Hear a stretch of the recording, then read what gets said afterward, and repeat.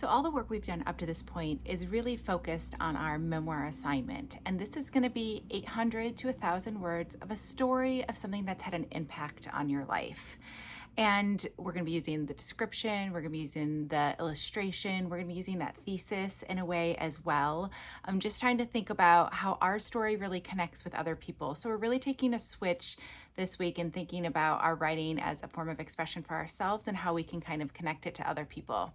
The trick is for this to have a thesis or a theme.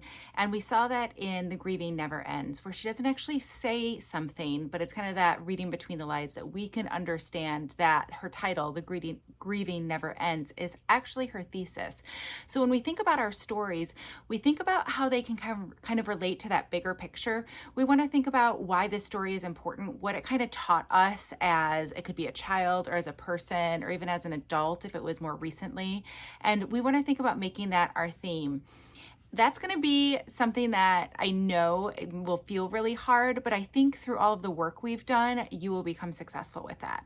So for the assignment, as I said, 800 to 1,000 words. I'm going to ask you for the word count at the end.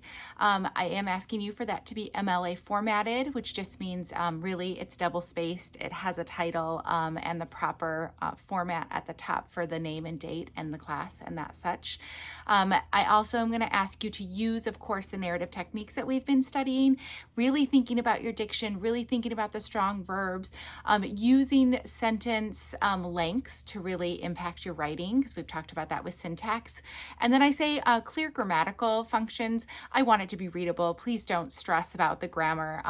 We did talk about punctuating dialogues. You're going to want to include that.